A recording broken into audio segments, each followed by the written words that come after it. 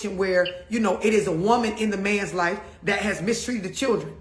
The majority, nigga, you keep crying about your baby daddy and the women, the majority of women, I'm talking about the majority, not the one-off scenarios. The majority of women, especially black women, are nurturing in general towards children. Meaning they gonna feed them, they gonna clothe them. It ain't that they're not gonna do anything wrong. But if we just wanna sit at the table and discuss kids being harmed, baby, it's y'all boyfriends.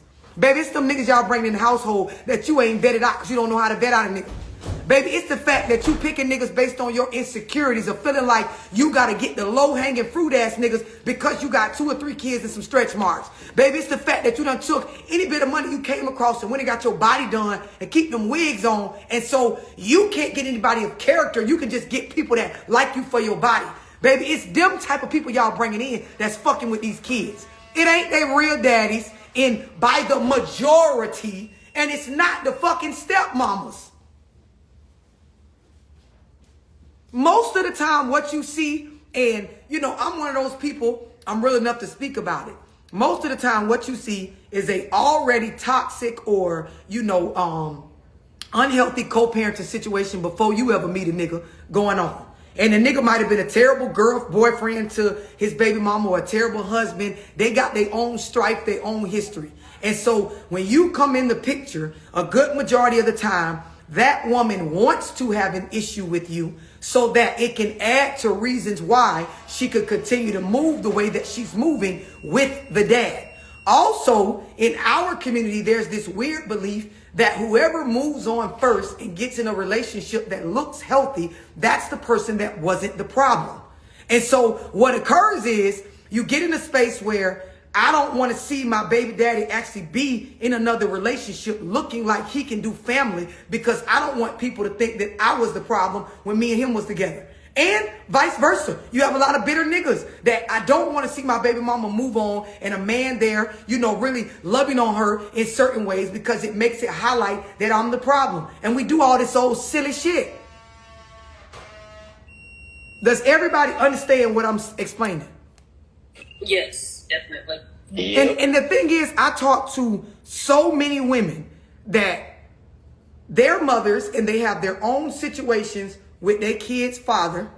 And then they have situations where they dated men with children and they ain't even do shit. Like y'all kids is the last on my mind. And your baby mama got me at the top of y'all list of an issue.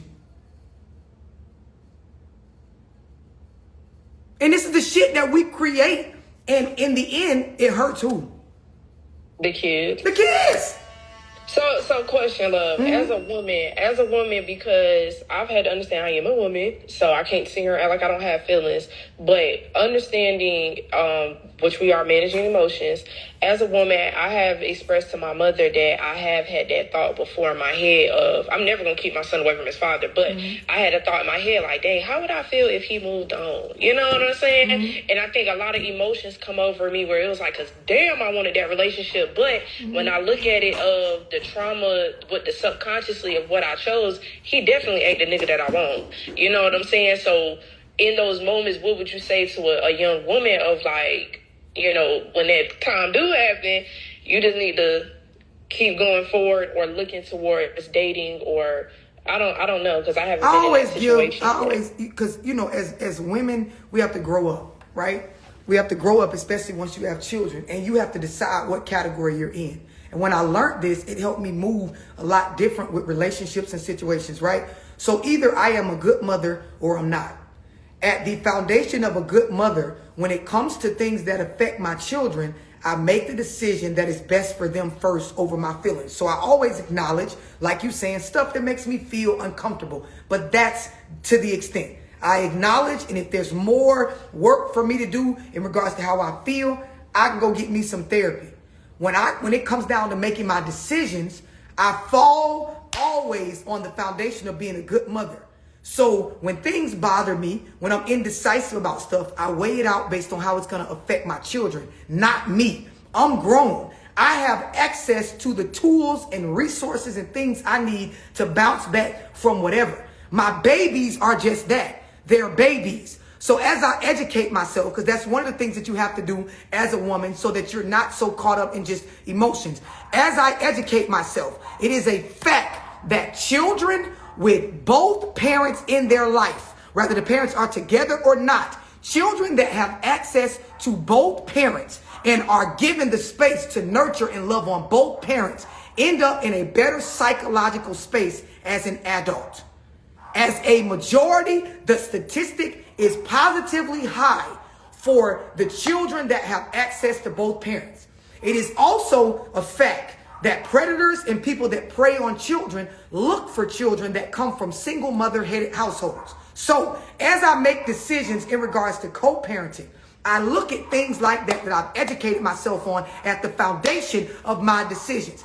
I don't give a fuck what their father does. My children need access to both me and their paternal side, male and female influence. I don't know everything. So I would hate to be the everything to somebody that needs to build and grow their life bigger than what I did with mine. They have to have resources and people extended beyond just the parental reach, right? The other thing is, in you know, when you grow up, you realize what you know a lot of times is who you know. That's how you get access to more information. And so when you understand this, you realize as a mother, I only know so many people. The more people my children have as a resource, the more people and opportunities and access they have to new information, things to better their life. And so for me, when we talk about things like a stepmother or extended family, these things are something that I immediately view as positive, whereas somebody who is uneducated will view it as negative. You worry about whether your kids gonna call this woman mama or not. I'm worried about what can she add valuable to my child's life. Is she a resource for some financial help, some education, whatever, anything to be able to aid in my child really having a full support system. I'm not trying to be their everything. I'm trying to make sure they have everything. And I ain't talking about material shit. I need my kids, if something happened to me tomorrow, to have a plethora of people to rely on. Our problem is we were raised where you lean on one or two people, and after a while, you done lean till you done broke their fucking back. And this is when you go through your traumatic experiences as an adult and you realize you got to stand on your own 2 feet, and then you're bitter about not having so much help. A lot of us, you really have to grow the fuck up with this shit. It's a lot of us, you don't know what you're doing with parenting. This is why you need a community. It takes a village. People should be able to hold you accountable about the stuff you're doing with your children. Stop making it a problem. Right? When things come up that show you that you can be a better parent. And the other thing is with relationships, I always give the shoe analogy. If I go in the store and it's this beautiful pair of shoes, right? And with these beautiful pair of shoes, I try them on. They don't got them in my size. They got a size smaller. They got a size bigger. I tried on the big ones. I can tell my feet going to be flapping. It's going to scrape the back of my heel and create a blister. I put the smaller ones on. That bitch got my pinky toe hurting and the top of my big toe hurting. They don't fit. I tried them on, right? I tried this on. I had the ability to take it home, to own it, for it to be a part of my life. But it don't fit. Don't fit. So now what I look like, another woman coming in the store, she try on the shoes and they fit her. She walking around in them, it just fit better. Fits better, right? Could be something wrong with the shoes, could be not. It still don't change that when I put them on, it didn't fit me. So when something doesn't fit you, i.e. the relationship didn't work with your baby daddy, you that bitch in the store trying to buy the shoes just so I can't buy them even though they don't fit you. What is your problem? So what this would look like is me and you in the shoe store. You see me put the shoes on after you try them on. They ain't even your size, and you go tell the clerk, can you tell her I was already looking at those and I plan on buying that size? And so you go buy the last size that don't fit you just to keep me from buying them. What the fuck is wrong with you, bitch? Why is you worried about whether these shoes fit me when you had them first and they didn't fit you? Why is you worried about it? You look delusional. And this is what what bitches do in situations like what you're describing with their baby daddy. You already had that nigga. You already fucked that nigga. You already tried to build a family with that nigga. Y'all already tried to communicate. You already tried to problem solve. You broke up. You made up. You broke up. You made up. If you get with another woman and it fits with her better, why the fuck would you be mad? Because when you put the shoe on, it hurt your toes. You want to go get them back for your feet to hurt? You want to get them back so you continue to go through the same shit that struck you to leave. Make it make sense.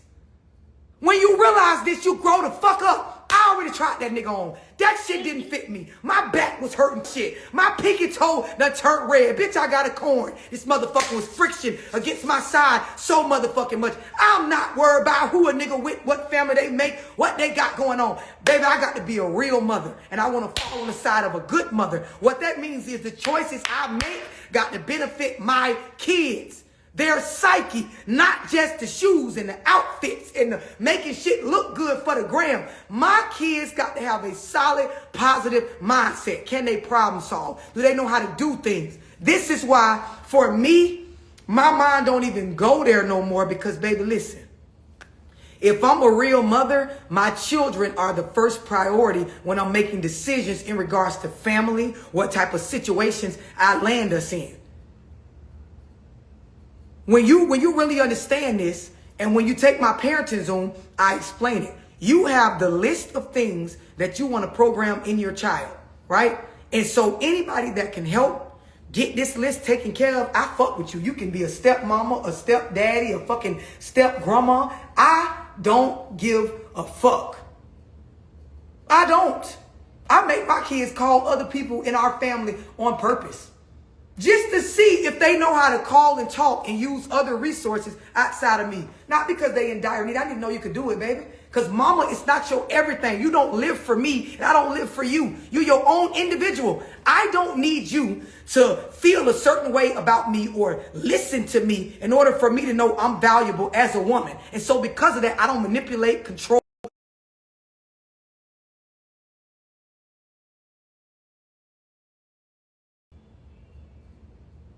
I done seen women, they sit in the background while their kids on the phone with their daddy or signaling and, shh, don't tell them that. Hey, y'all, just ask him for this. Trying to navigate and control the conversations, sitting back, eavesdropping, popping on the phone. Ma'am, go sit your stupid ass down. You fucking this child up. I see parents, you got all these fucking kids, you barely taking care of them.